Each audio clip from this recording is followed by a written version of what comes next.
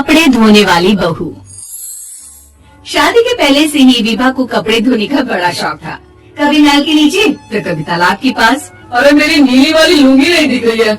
विभा की अम्मा, कहाँ रखी है लुंगी? अरे वो तो विभा ने परसों ही धोकर रखी थी आपकी अलमारी में, देखो वहीं होगी। वो ना मैंने आज धो दी, मुझे लगा कि गंदी हो गई होगी। अरे कैसे गंदी हो गई थी? उसे तो मैंने पहना भी नहीं। हे भगवान, इस लड़की के कपड़े धोने की आदत से परेशान हो गया हूँ मैं। जितना तो घर में राशन नहीं आता, उससे कहीं ज्यादा डिटर्जेंट पाउडर का खर्चा है। इसकी शादी करवा दो, शादी जाए अपने घर में ही करे काम, फिर चाहे घर के कपड़े धोने हो या पूरे गाँव के। हाँ ठीक बोल रही हूँ, देखता हूँ मैं कोई लड़का। वो दिन भी आ जाता है जब विभा को देखने लड़के वाले आ जाते हैं। लड़की मुझे अच्छी लगी। होने वाली सास कहती है, बेटी अगर कुछ पूछना है तो पूछ लो। वैसे तो हमारी लड़की बहुत ही शर्मीली है, जो बोल दो वो मान लेती है, इसे क्या पूछना होगा। अरे कैसी बात कर रही हो माँ, मुझे इन लोगों के घर रहना है, सवाल तो करिए। हाँ हाँ बेटा, पूछ लो ना, क्या पूछना है। आप लोगों के घर कपड़े कौन धोता है? सास का मुंह बन जाता है। देखो, अगर तुम ये कहना चाहती हो कि तुम्हें कपड़े धोने नहीं आते तो सुन लो, कपड़े मैं ही धोती हूँ, लेकिन तुम्हारे आ जाने के बाद मैं रुमाल तक नहीं धोऊंगी। और चुप परायना भाग्यवान, बहू बेचारी घर आई नहीं, उसे डराना शुरू कर दिया। वो क्या है ना बिटिया, अभी तक तो ये कल्लू की माँ ही धोती थी, लेकिन अब तुम्हारे पापा तो दहेज में वॉशिंग मशीन देंगे ही। तभी विभा की माँ बोल पड़ती है, सवाल भी पूछा तो क्या। वैसे भाई साहब, मशीन की तो फिर भी कपड़े धोने की कैपेसिटी होती है। मतलब जो बिटिया दे रहे हैं ना विभा, इसे कपड़े धोने का बहुत शौक है। ये आप लोगों के क्या, आस पड़ोस गांव मोहल्ले सबके कपड़े धो दे और उफ तक ना करे। बाहर देखा नहीं आपने कितने कपड़े सूख रहे हैं? सब हमारी बिटिया ने ही तो धोए हैं। बस भी करो ना माँ, शर्म आ रही है इतनी तारीफ सुनकर। और तो और एक दाग निकाल कर दिखाओ तो मान जाओ। हाँ अच्छा अच्छा, माफ करना बेटा, मैंने गलत समझा।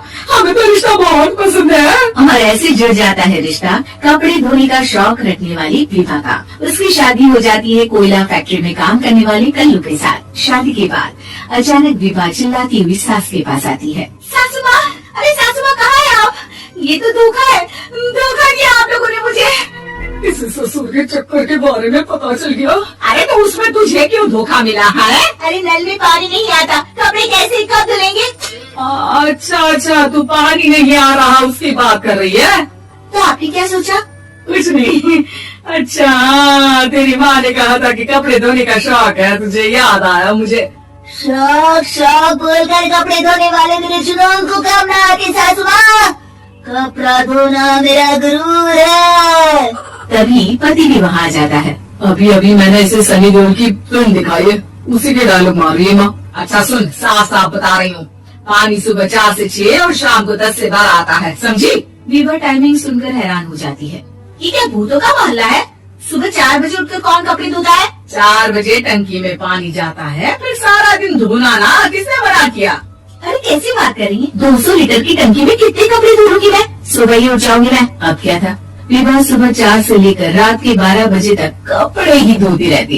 एक रोज सास पड़ोस से निकलकर कहीं जा रही होती है कि साथ वाली कहती है, हाँ कल्लू की माँ, जरा ये बताओ कि 2 साड़ी है, 2 ब्लाउज और एक पेटीकोट और एक नाड़ी वाला लंबा कच्छा। हाँ तो? अरे तो क्या, कितना लोगी धुलाई ये बताओ। धोबन दिख रहे हैं हम क्या? हमारे पति सरकारी नौकरी से अभी अभी रिटायर हुए हैं और बेटा सुपरवाइजर है कोयला फैक्ट्री में। धोबन समझ रखा है हमें। हाय रे कल्लू की अम्मा, माफ कर दो, वो तो मोहल्ले में यही सब बता रहे थे कि तुमने बहू को कपड़ा धुलवाने के काम में लगा दिया है। सास को पड़ोसन की बात सुनकर गुस्सा आ जाता है। वो घर पहुंचती है जहाँ घर के बाहर ही इतने सारे कपड़े सूख रहे होते हैं जितने कि किसी धोबन के घर पर। अरे ओ कल्लू की दुल्हन, बाहर निकल।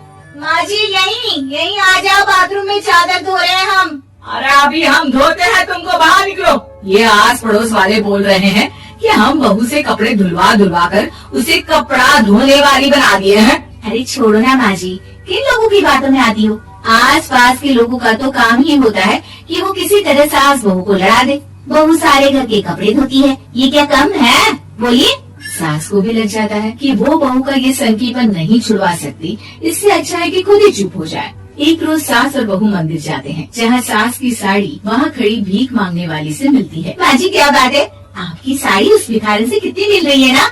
हाँ हाँ देखो तो, दोनों की साड़ी मिल रही है। क्या बात है कल्लू की अम्मा, तुम खुद को तो अफसर की बीवी बताती हो और ऐसी सिंपल सी प्लेन साड़ी पहनकर घूमती हो।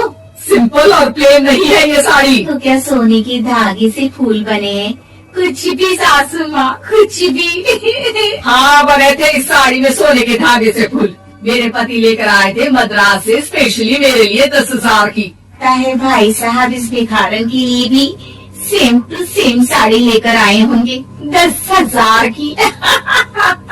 सास उस वक्त तो कुछ नहीं कहती, लेकिन बहू के साथ घर आती है और अलमारी से एल्बम निकाल कर लाती है। ये साड़ी देख रही है, ये वही साड़ी है जिसे मैंने अभी पहना था। इस साड़ी में ये जो चमकदार फूल दिख रहे हैं ना, ये सोने के धागों से काटे गए हैं। लेकिन तू लोकल वॉशिंग मशीन ब्रश से घिस घिस कर सारे फूलों को निकाल कर साड़ी प्लेन कर दी। मुझे माफ कर दीजिए सासू माँ। और तो और, जब मैंने तुझे तेरी गलती के लिए कुछ नहीं कहा, लेकिन तूने तो सबके सामने मेरा मजाक ही बना दिया। क्यों? बहू को समझ में आ जाता है कि अब से उसका कपड़े धोना बंद।